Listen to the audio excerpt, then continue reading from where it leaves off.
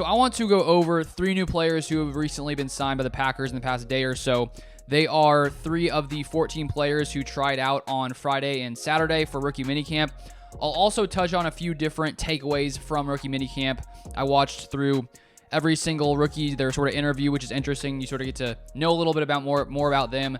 Also watched Matt LaFleur's press conference after rookie minicamp. So I'll share my takeaways. But first off, I want to look at these 3 players who have been signed to this Packers 90-man roster. First off, we have cornerback William Hooper from Northwestern State. 5'10", 180 pounds, ran a 4.45 40. He was second team All-Southland Conference defensive back in 2022. Broke up 13 passes. And per PFF, he only missed 5 tackles and gave up completions on 45% of targets in college.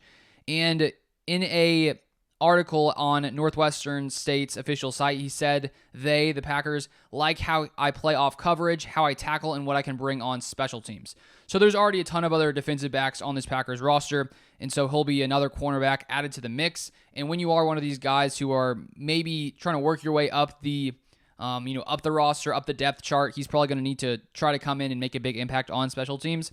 So we'll sort of watch that, and throughout the entire summer and training camp, we'll sort of see if any of these players who were brought in as rookie tryouts, these 3 guys, or if some of these undrafted free agents have a chance to potentially push their way onto the Packers roster. Because every year we see someone who maybe at first you weren't really expecting much just because of them not being a draft pick or not having that sort of that status of being a draft pick, but you never know what could happen with some of these players, and so we'll see what happens here with William Hooper. And then moving on to the second player the Packers decided to sign, we have long snapper Broton Hatcher. So the Packers last year had Jack Coco as a long snapper for majority of the season, and the Packers actually, in this same move where they signed these 3 players, they actually released Jack Coco. So they must see something more in Broton Hatcher than Jack Coco. But Jack Coco did snap a majority of the time last year in Green Bay, but the Packers seem to think they can do better here. Another thing as well, this is now the second long snapper still in this roster, even though Jack Coco was released, because earlier in the offseason, the Packers brought in Matt Orzech, who was actually with the Jaguars as a long snapper back in 2019, and also with the Rams in 2021 and 2022. So now the Packers have 2 different long snappers on their roster. Broton Hatcher, who is was taking part in the rookie tryouts, he got signed, and also we have Matt Orzech. But a little bit about Broton Hatcher, not too much on him, but he was a long snapper for Old Dominion in 35 games between 2018 and 2022. So we'll see there if Broton Hatcher can win the job, or if it'll be more Matt Orzech, who the Packers actually gave a 3-year deal to this offseason. I think it was like a minimum kind of deal. And then for the third signing of these rookie tryouts, we have defensive lineman Antonio Moultrie. He played 4 seasons at UAB before transferring to Miami in 2022, and he played in his time in college. He played in 47 games, had 124 tackles, 72 solo, 12.5 tackles for loss, 2.5 sacks and interception, 4 passes defended, a forced fumble, and a fumble recovery. So when we saw this draft, obviously, as every draft, tons of young talent added, but there's been lots of defensive linemen, edge players added to this room, not only in the draft, but also undrafted free agents and this rookie tryout who made it to the roster in Antonio Moultrie. So those are the 3 players of the 14 who got signed by the Packers.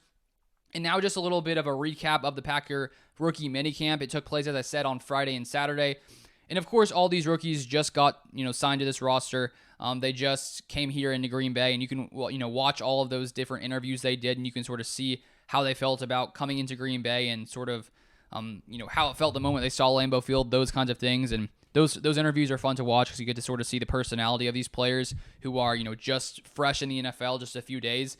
And watching lots of those interviews, lots of them were talking about how they just got the playbook, they just got a small part of the installs and just a small portion of the playbook, and they're starting to learn the playbook, starting to figure out sort of how everything works. And many of them were mentioning just the difference between a college playbook and then the NFL playbook, just the complication that's added in the NFL, the more words, more different assignments, more assignments for every single play that you have to know in NFL as opposed to college. So you would see all those guys are clearly trying to pick up the offense as quickly as possible. And I think that in players' rookie seasons, that's the biggest thing, is just getting the playbook down, understanding their assignments, because then once they understand their assignments, they can play a lot, looser and quicker and don't have to think as much.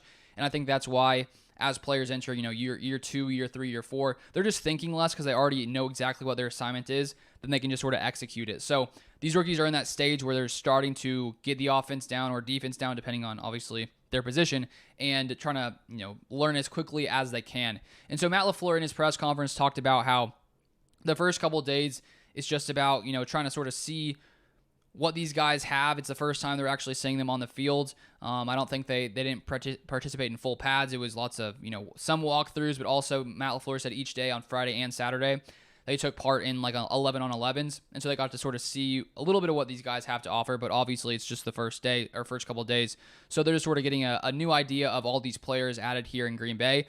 And LaFleur did mention that they brought like crazy energy. We're playing with a lot of urgency, and he said they looked very impressive. He seemed happy with sort of the energy everyone brought, and he said they looked the part. He said they compete at a high level, and they brought great effort and energy. So that's great to hear. It sounds like from the first 2 days, as much as you hope to see from your players, the new players coming in, Matt LaFleur seemed to be excited about what he did see in all these rookies and these undrafted free agents. He also said in rookie minicamp, or in these first couple of days, it's all about sort of getting these new players to try to understand how the Packers practice, and they want them to play fast, fly around. And he says it's sort of laying the foundation down for the procedure. He says they line up in formations. They try to sort of show them the formations, the snap counts, teach them all those kinds of things. And during this period as well, offensive coordinator Adam Stenavich called a lot of plays. So did Rich Bisaccia. And Matt LaFleur said that he sort of sat back lots of the time just to sort of watch how players were playing. And he said he'll go back and watch the film to sort of digest things more and more. So overall, it seems to be a pretty productive first couple of days here for these rookies, for these new players here in Green Bay.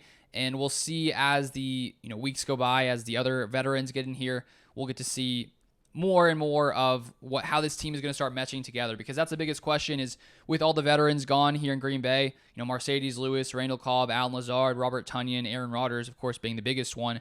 There's so much young talent, and it's going to be exciting to see how this all meshes together as this offseason goes by, as training camp comes around, and as we enter the season, we'll see what this team can do, because it's tons of young talent, tons of rookies, and it's pretty exciting, I think, to sort of be able to watch a team that is just starting out. So much young talent. So it should be exciting. But those are the updates on the Packers news today. And I will be putting out a Packers Q&A in my newsletter tomorrow. So if you would like to receive that, you can click the link in the description down below of this video, enter your email, and you will receive that Packers Q&A. And I plan to do one this week on Tuesday and Friday, I believe, if all goes according to plan.